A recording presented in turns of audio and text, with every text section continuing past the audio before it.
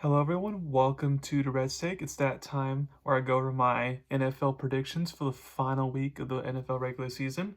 Let's get started with the first Saturday game. It's the Browns and the Ravens, who are 20-point favorites, which is a big spread in the NFL. 4:30 ABC game. It's simple for Baltimore. Win the game, and they win the division and get home field in the first round of the playoffs. I like the Ravens to win this game. Cleveland at this point is just kind of waiting for the season to be over to put themselves out of their misery. They're starting Bailey Zappi now, quarterback. Also, if other teams like the Patriots somehow win their games, then with a loss, Cleveland can then jump up all the way to the number one pick. I'm not sure if Baltimore covers the spread since it's so large, but Baltimore definitely should win the game. By the way, 38-10. Next, you get the Bengals, who are 2.5-point favorites versus the Steelers, 8 p.m. ABC game.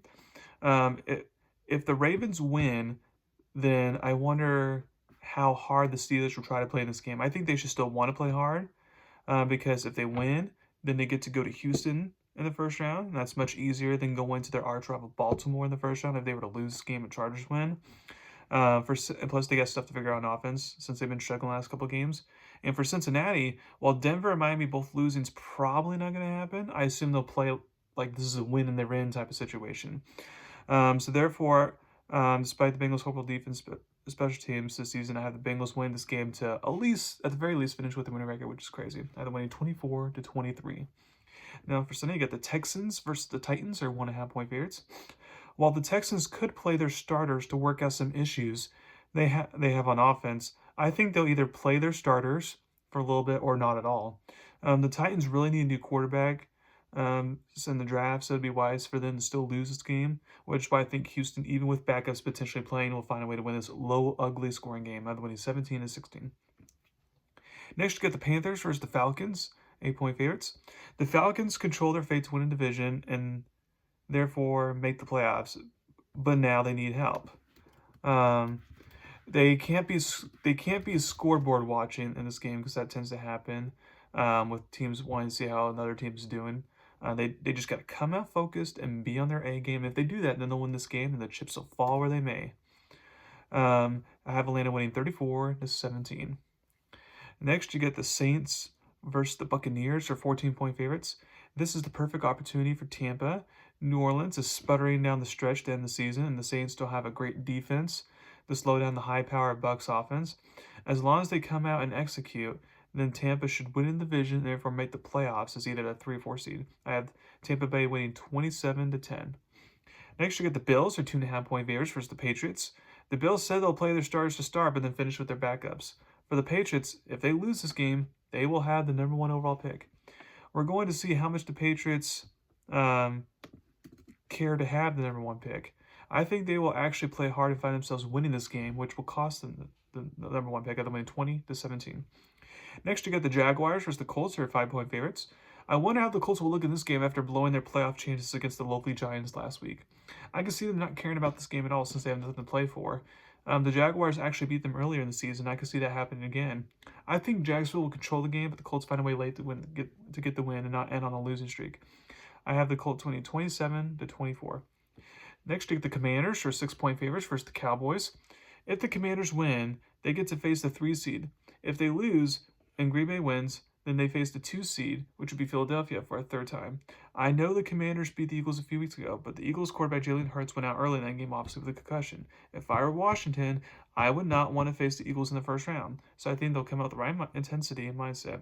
I do think Mike McCarthy and the Cowboys may have some tricks up their sleeves since they know the Commanders coach Dan Quinn so well, but in the end, Washington will win the game. I have them winning 27-23.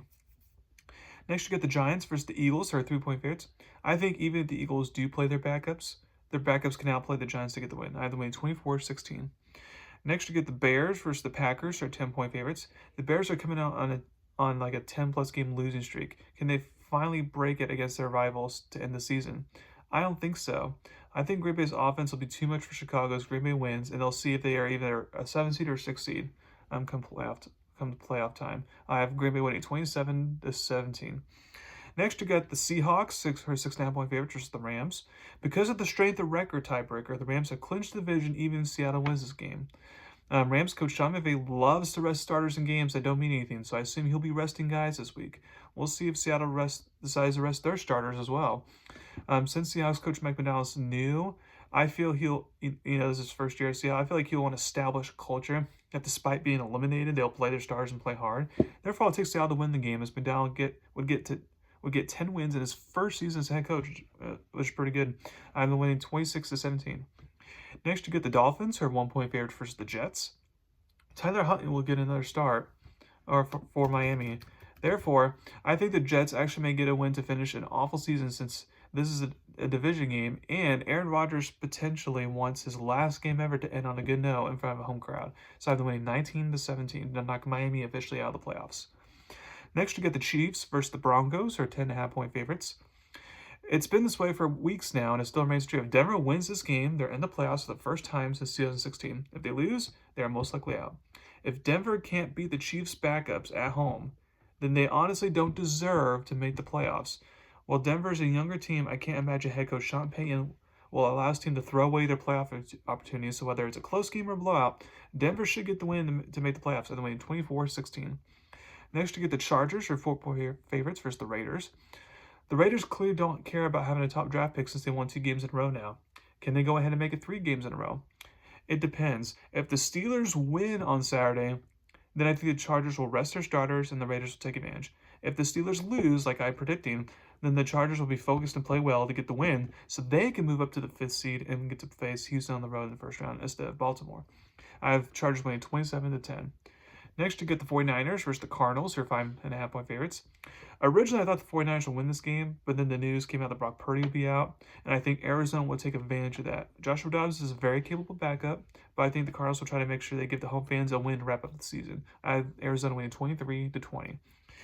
And last but not least, on Sunday football, I get the Vikings versus the Lions, who are 2.5-point favorites. By far the biggest game of the week. The winner gets the 1 seed in NFC, and the loser gets the 5 seed and has to be on the road for the playoffs. I think this will be a fun shootout, but with all the injuries Detroit has on defense, I think this will be too tall of a task for Detroit to slow down a high-power Minnesota offense. Therefore, I have the Vikings going on the road and claiming the number 1 seed. I have them winning 34-31. It's sad that most of the games this week are not good on paper.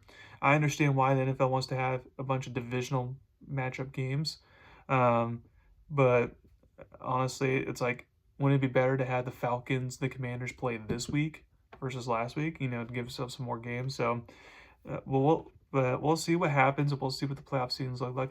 I'm super excited for that. Also, as a reminder, the college football playoffs is happening, and unfortunately most games have been lost, but there's a couple that look good, and we'll see how the semifinals look next week. And there's a couple more regular college football bowl games as well to wrap up there. And then also the UFL 2025 schedule just actually came out, so make sure to look at that. Support the UFL there. And then also, as a reminder, college basketball, specifically conference games, college basketball have gotten underway. Now we're getting to January, so now we're getting to the grind, the meat, if you will, of college basketball season. So make sure to start tuning that in NBA as well. So thank you very much, and y'all have a wonderful day. Thank you.